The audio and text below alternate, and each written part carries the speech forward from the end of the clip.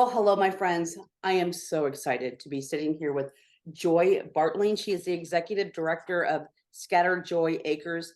Joy, thank you for joining me today. Thank you for having us. We're excited to elaborate more about what Scattered Joy Acres has been up to. And you're not just the executive director. I mean, this is your baby, so to speak. Yep, we've actually just turned over 16 years that Oh my 16 years goodness. ago we started this ministry. Yes, in Well, an abandoned, condemned home in North Omaha. that's a great jumping off spot. So let's talk about that. Let's go back 16 years. And why did you decide? I mean, what made you realize that this was really important? So Scattered Joy Acres was kind of birthed from my childhood. Animals have always been instrumental to me. Kind of the in between, trust and not trusting humans. And I would always lay in the necks of the big old Holstein cows, and they loved me unconditionally. So 16 years ago, I was able to start this ministry rescuing animals to help rescue people. And today we use those animals to serve and do therapy with seniors, veterans, at-risk youth, and disadvantaged individuals. And so it comes from, a lot of people who have the passion for what they do. It's because of what the things that they've been through in their life, and they can be able to help others just as well. Because yeah, the mission and the purpose, I mean, it's so to me, it's so big, not in the not that I'm saying like big, like it's too big to accomplish, because what you're doing is amazing, but it incorporates so many different people. And then you put the animals in play that just that interaction is beautiful. So let's, okay, I've got some talking points here. So we're going to go through those. So give me your best example of the ways you've seen your organization's work make a difference. The best examples, we'll take, for example, we had a young gentleman who came to us that it was on his birthday, and he wanted to learn how to volunteer at Scattered Joy Acres. Mm-hmm. Was autistic. He kind of hid behind his mom and didn't want to, interact with people. And 2 years later, that same individual that used to hide behind people is now giving tours to individuals that come to the ranch and telling people Wow. about the animals. So those animals and the environment were able to help him become confident in himself to be able to be himself. And Yeah. that's what a lot of the animals do. Uh, as well as, we can go to the other spectrum of, when people are at the end of life, and we've had a goat lay on the bed of an individual who actually had no family members. And her last wish was, to see a goat and hold a goat.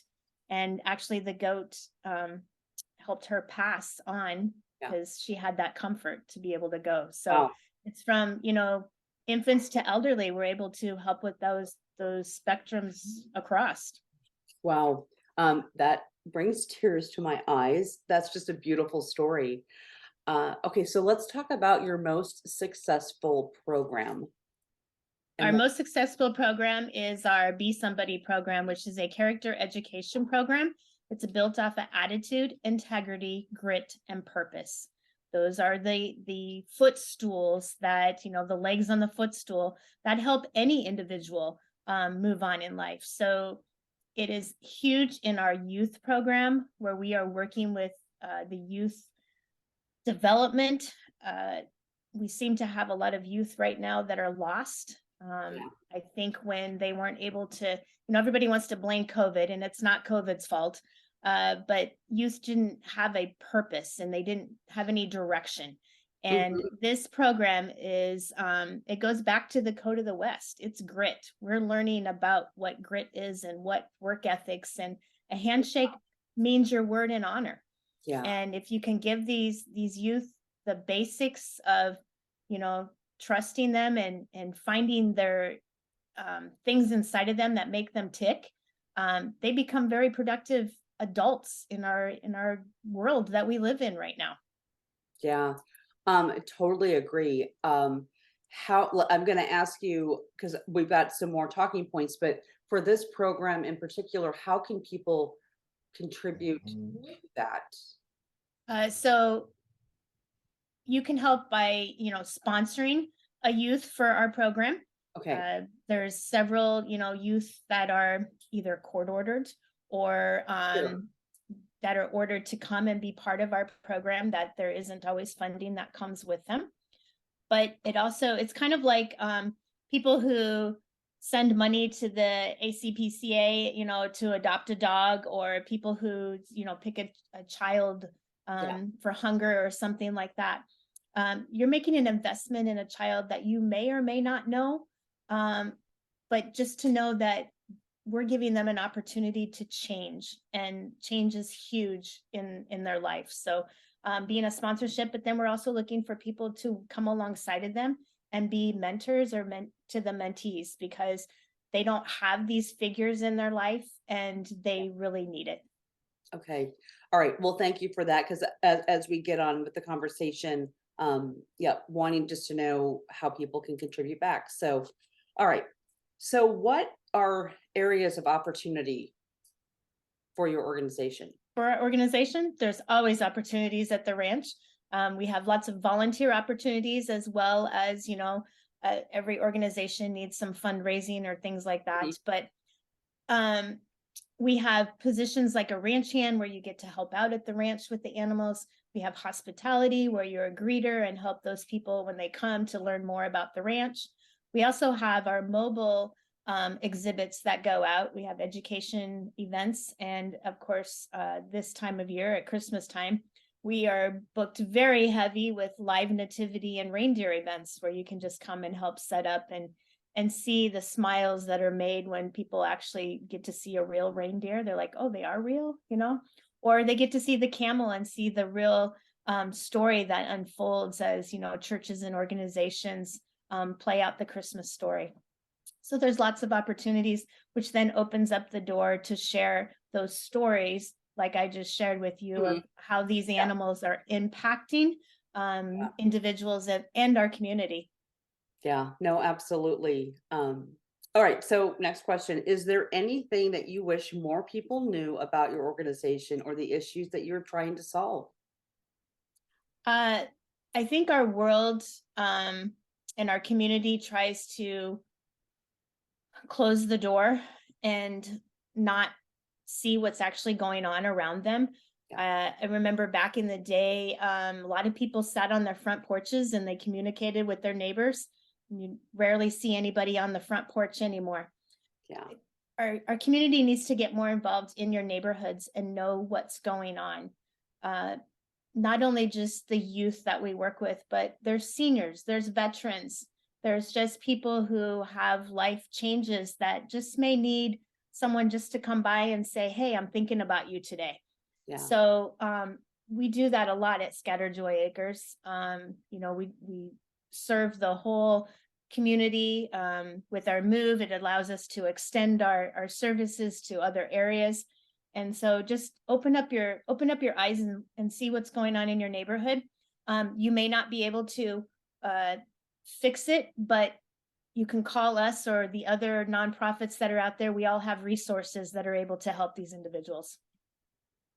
Well, let's talk a little bit about the move because that was something that was I mean, this was a pretty big move. And I was watching on Facebook really as it unfolded over, like we just talked about before we hit record, the 2 days, that I mean, I know there was more to it than just the 2 days. But when you're I mean, you were posting about moving the animals and it was a beautiful thing to watch, but it was also very real and knowing that, this animals, it was I don't scary is not the word, but I know there was a lot involved to it. So let's talk There about was a the move lot. and There and was a lot.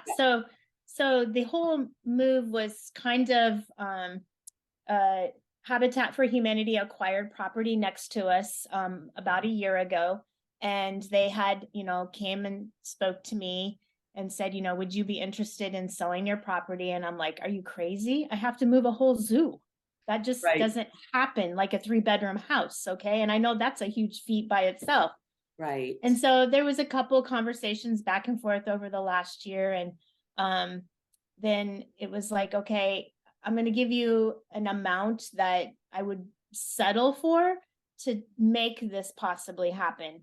And it all just happened so quickly. Like, they came in with the amount, the property that we found went on the market the next day.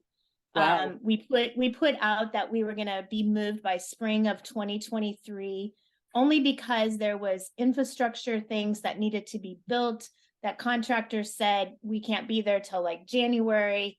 And so they were able to come in October, and God just orchestrated it all out in his time. And when God moves, you just move with him, because he's Yeah. already got it figured out. And it went really smoothly. We had a great team of volunteers and people in the community that supported us and helped pack boxes and helped load trailers. And we had 7 or 8 trailers of people that came and helped move the animals. They all moved in one load, and animals that normally don't like to get in the trailer, they just walked in the trailer like they Okay. knew they were going to a better home. So it, Wow. it was amazing. And Yeah. the property just, it serves our mission statement. It's a place of rescue and a journey to peace. And it's going to be a lot more adaptable for people who may have some motor skill Mm, issues or something, because it's all flat. Our other terrain was kind of hilly. So this yeah. is going to serve a lot more people to be able to come out and get love at Scatterjoy Acres. Well, let's talk a little bit about the animals. How many do you have, and kind of who are they? So we probably have about 65 animals here now. They range from your normal farm animals, goats, sheep, alpacas, horses, ponies.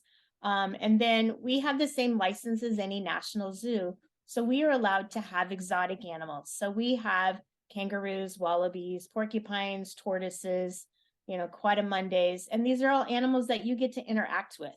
Yeah. You go into our kangaroo pen, and Olivia, she loves you and wants to give you kisses and hugs. And, those are things that people don't get to experience. And they're like, Mm, I got to be kissed by a kangaroo today, yeah. where people sometimes, are not so nice to us, but animals love us no matter what, because they're non-judgmental. And how do these animals find you? So some of the animals are life situations. People go through a divorce, they can't have their animals anymore, or they're moving and they can't take them with them, which I find very hard. I would find a place to move where I can take my animals, right? I just I mean, moved the whole zoo, yeah, just right? me, Yeah, they all go with I would me, totally but do that, but I understand life happens, right? We also work with government entities, sheriff's seizing, things like yeah. that. So those animals come in that way. And then the exotic animals actually come from breeders who have the license to breed these exotic animals. Yeah. Okay. Well, and again, they're all there, that animals give such joy, and I mean scatter joy, and healing to those that sometimes humans just we're not, we can't give to others. It's easier to receive from animals, let me put it that way. It is. A lot of It times it's is. easier to receive from an animal than it is from a human, because you Yep. don't always trust the human. The animals are there, and they're not, like you said, They're not non-judgmental. judgmental Yeah. at all. Yeah. Yep. Well, and I always think, we have traditional therapy. I understand that. But humans hurt humans. And then you want me to go in an office with no windows and talk to a human, you Yeah. know? So even if we can intervene with an animal in those situations, we have, and it's allowed the therapist to be able to open up avenues within that individual, because animals they help. They do Yep, definitely help. they do, and they know what they're doing. I just believe they know that they're for this person that's in front of them, and they Mhm. are, I yeah, always tell people God made humans, or I'm sorry, God created animals first because he knew that we needed them. yeah, All right, I'm with you on that one. So, well, as we wrap up this conversation, let's just talk about how people can contribute to the organization. And then a little bit, I mean, because we're here 2023, looking at the year ahead. I know you have some events, so let's just kind of, I'll just kind of let you go from there and kind of wrap it up with how people can help first, and then we'll talk about a couple of the events. You bet. So anybody can help in Scatter Joy Acres. Of course, everybody asks for funding because it does take funding to be able to Yep. run an operation. But it's more so getting the word out, sharing with people about our programs, because there are people that are looking for the type of programs that we offer. And everyone's like, well, I don't know about that. I didn't know that worked. We have two major programs, our Be Somebody program and our EGALA program, which are both animal oriented. They're part of our team. They're the team that helps us do our therapy. As well as if you're looking for a place just to come and hang out, we do corporate events, we do birthday parties, we have all kinds of area now where we can do events. We're going to have music in the valleys coming up. We're going to have movie nights.